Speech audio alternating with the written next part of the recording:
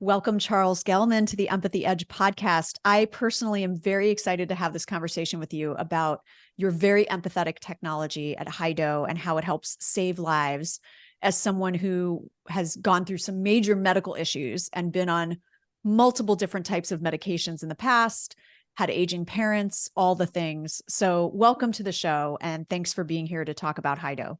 Maria, thank you so much for having me. I'm very excited. We got some very exciting things for your audience so that they can play behind the scenes. We've got some questions for Yay. them. So be on your toes. I will. First, tell us a little bit about your story and why you started this company. Yeah, so my story really came from a personal experience that many folks have when they have interactions within healthcare. I was in my early 20s, a bit naive, still going to school, still trying to understand, how the world works. Also, I had a conversation with a physician where I was having pain in my lower abdomen at that time. And they thought because my father had a family history of kidney stones, that I was also having a kidney stone. But being in my 20s, I didn't really question anything. It's an authority figure. Again, I wasn't very educated at that time. And so I just went with it, like many people do when they have that interaction with, a trusted resource. But in fact, what happened is I had a ruptured appendicitis. Oh, wow. Yeah. So by having ruptured appendicitis for about a week, that caused my body to go into septic shock, which ultimately led me into the hospital for 2 weeks. And I had a couple different surgeries based upon that interaction. You have a limited window of time that you have when you see a physician, and it's very hard to articulate or communicate what is happening with your body.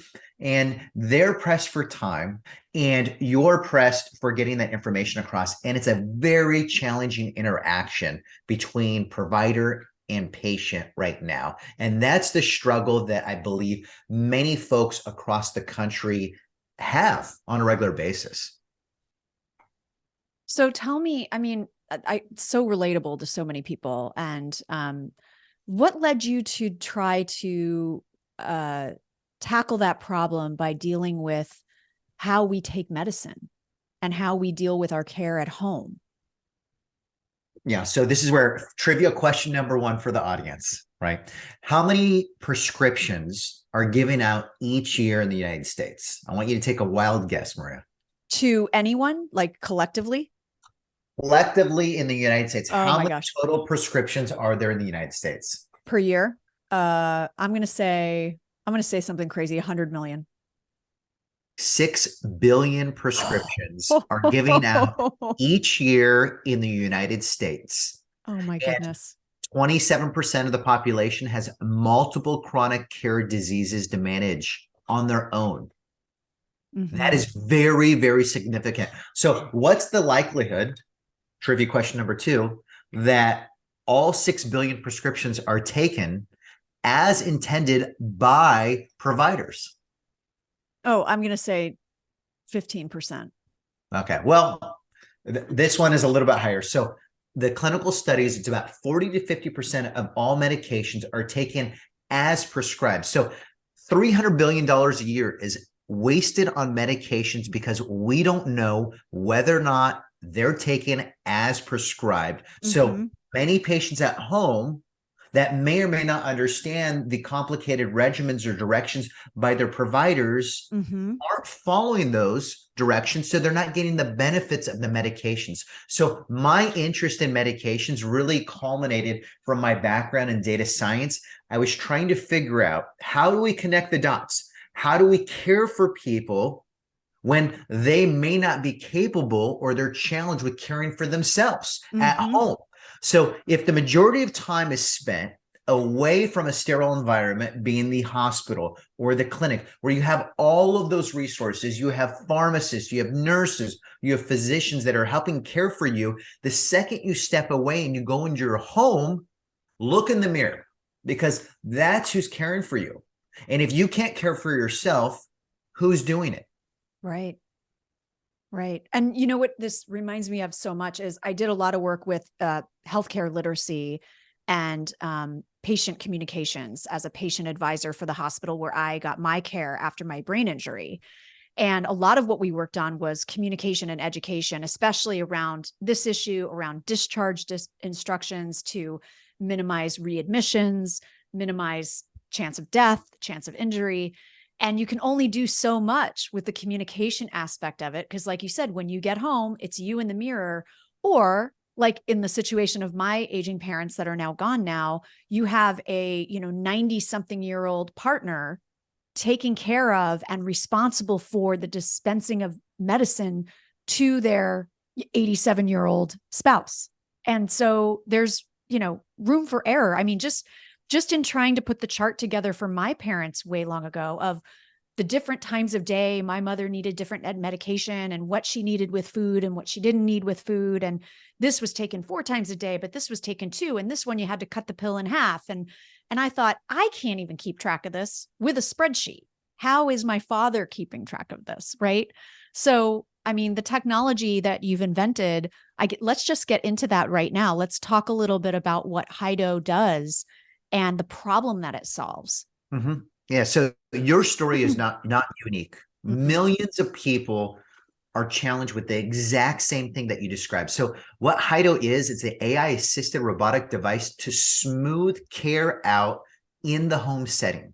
So we take the medications that you have, we have an embedded RFID cap, which knows the medications, the name, dosage, frequency, and count that you put in the device, similar to like a Keurig coffee machine. You place it in, it auto-recognizes, reads that information. You walk up, it unlocks with Face ID.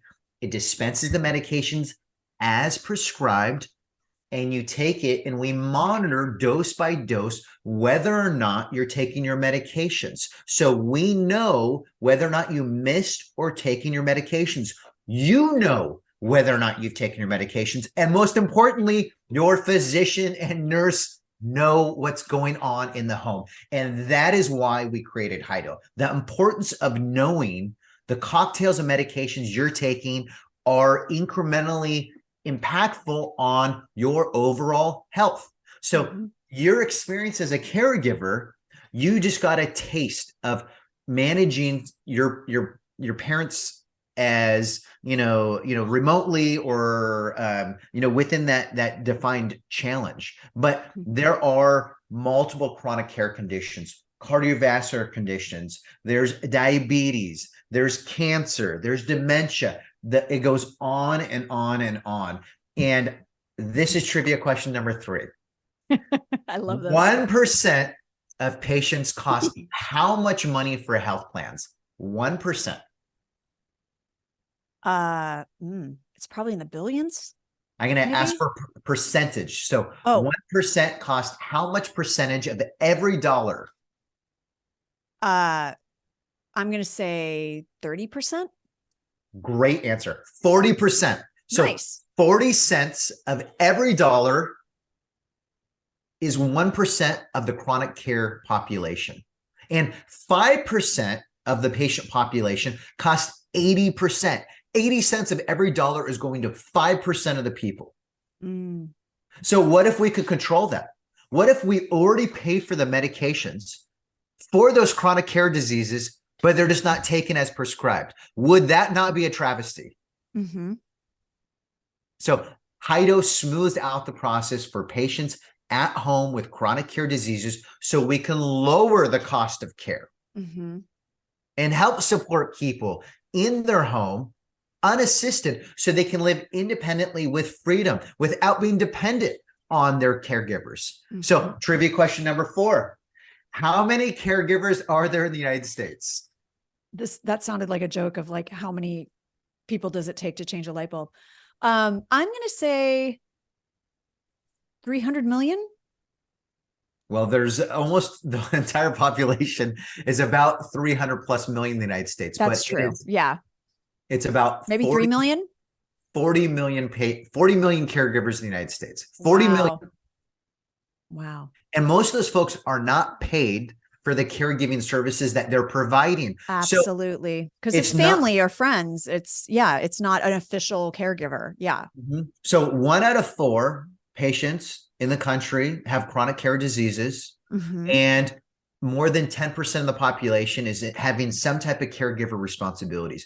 We have a healthcare system where we are solely dependent on people at home to care for themselves. Mm-hmm. And how is that working out for us? Right. Right. Well, I want to talk a little bit about the fact that, this is reminding me of a past episode, and I'll put it in the show notes, when I interviewed Ron Gura, who's the CEO and founder of a company called Empathy. And they are leveraging technology to create a better experience for those dealing with bereavement and death in their family, and how to create a better, quote unquote, better experience for those people at a very vulnerable time in their lives. So obviously with your company, you're applying, AI assisted robotics to this very human problem, this problem that touches our emotional well-being. Is that the promise of AI that you see? Is that the promise of technology, where you're trying to find applications where it can improve lives versus all the scary stuff you hear about in the news every day? Yeah. So I believe that the significant promise of AI is enhancing our lives. So, to get headlines, you're going to have both the positives, the negatives, and it's going to take us to a different realm where AI is going to take over the world, to very primitive technology, which you've seen, which is generative AI, which is enable text, and it does some applications for efficiency and productivity. Mm-hmm. What HiDO does is it has the potential to enhance and insist your lifestyle. So the goal is, if we have these basic behaviors that need to be altered, so it's called classic conditioning and behavioral modification, we are trying to elicit responses to help you care for yourself so you can spend time on the most important things, like living your life and not worrying about your medications, Right. or whether you've taken them. Just a very, very basic stuff. Right. I mean, and I can relate, and I'm sure many people can too. Like, even just certain medications I'm on, it's like, did I take that this morning? I forget if I did. And now I don't know if I should take another one, because that would be bad. And so that constant, like, do I need that stress on top of everything else going on in my life? Like you said, it gets in the way of living. Well, you're trying to balance, a lot of folks have work and family responsibilities, or maybe they're helping a friend Mm-hmm. or family member as a caregiver. If they had an application where they could just look on their phone and they didn't have to remember with all of the other things that are going on, it's just something to ease the burden on people. Totally. Reduce that cognitive load, for sure. What's been the most rewarding aspect of, I mean, you're a technologist, you're a founder, but what's been sort of the emotional reward for you of working with your customers and working with folks that are using the product? Can you share a story about how it's really transformed someone's life? Yeah, there's multiple stories, and people, if they want to look on YouTube, you just look up HiDO Health, HIDO Health, and you'll be able to see multiple patient testimonials. But the biggest impact to me, it's that end of life. We had a patient, Nancy, that at that time, I didn't know she had terminal cancer. She was struggling with heart failure. So we were treating her for heart failure, and I got to know her and her family very well. Her husband is a hypertensive diabetic patient, David, who still uses our device to this day. And we were able to get to know him through Nancy. And Nancy, a friend of a friend. So when we first started this journey, this was, will this work for these patients? Because they were wanting something that could help alleviate the burden. And as a founder and as a technologist, I said, you know what? I don't know, but let's try. Let's give it a shot, because these people are already suffering. What if we can alleviate some of the burden and help enable them to live those final moments and memories and focus on their family and their loved ones, versus trying to manage a very complex regimen and process? So we just went in. We just said, you know what? I don't know what's going to happen, but let's just lean in and see what we can do. And, I was able to get to know her story very well. And, ultimately she passed. It was very challenging for us. We learned a lot. And those experiences, those memories, and the type of impact that we can make on touching people's lives to help enable them to live the lifestyle they want or to extend, the moments they have with their family, that's what drives me 24/7 and drives us as an organization.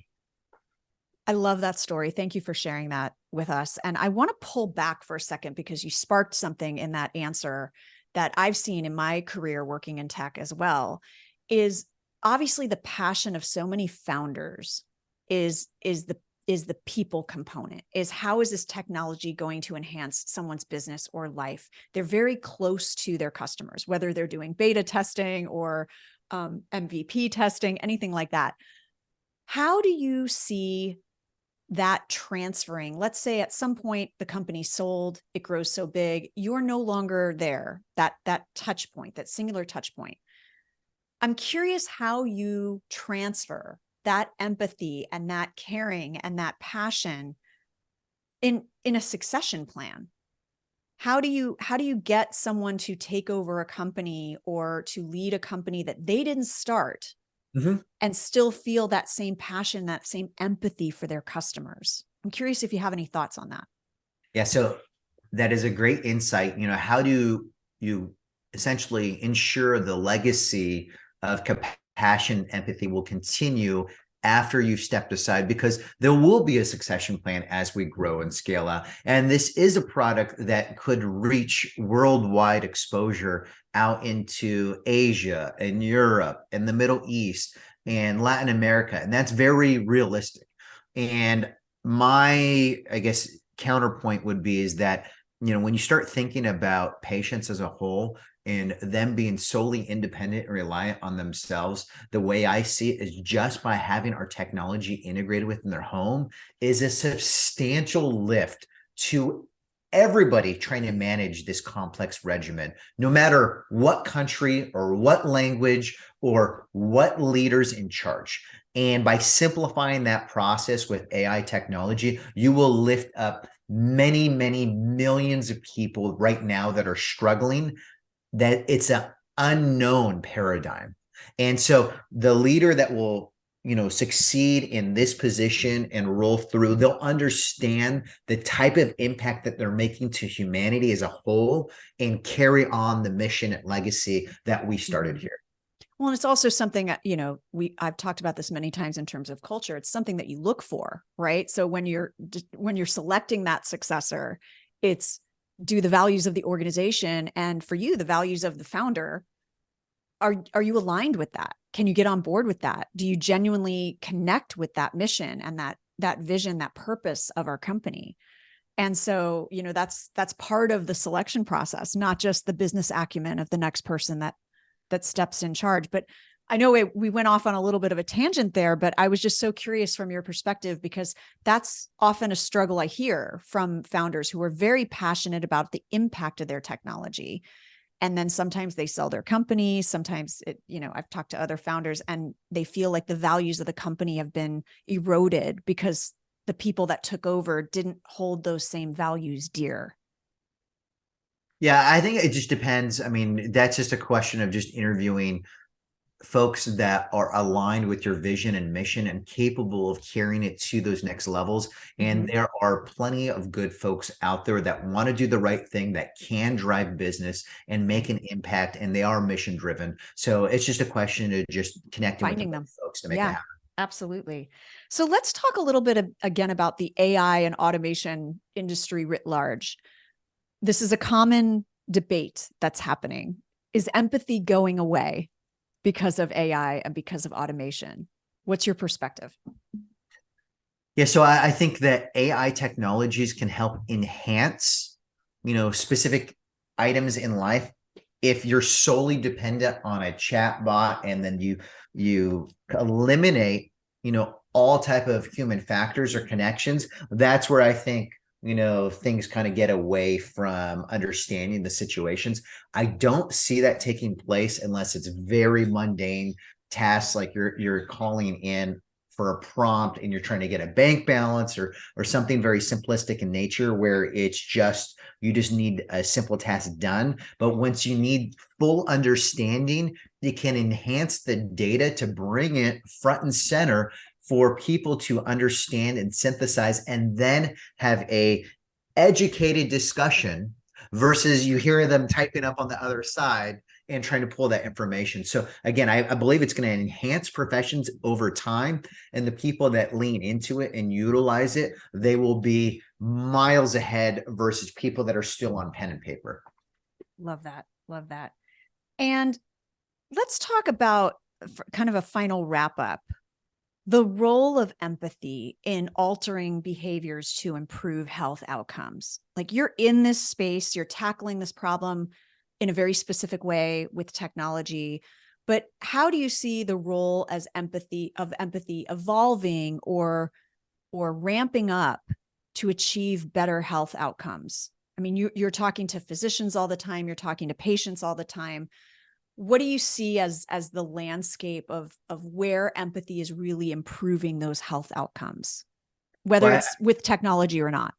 Yeah, you have to understand the challenges that everybody has, and that's why I preceded the conversation at the beginning, is that providers struggle giving care to people, and patients struggle communicating what is happening with themselves because they're not educated from a medical standpoint, and you have to communicate accordingly. So you get this moment of lost in translation. So you have to understand where both parties are coming, messenger and receiver, to broadcast that message, synthesize it, and understand it. So based upon the unique circumstances and the constraints that exist within healthcare and the burdens that people experience on both sides, then you can start attacking the underlying issues and address them accordingly. But you have to understand what challenges that they have in order to address them accordingly. And that's why we stay very, very close with both providers and patients and the different types of struggles that people have. So then we can build accordingly. And I've said this time and time again, HiDO is the culmination of patient discussions and interactions. It's not because of us. It's been designed by the customer for the customer, as needed, when needed. Love that. Love that.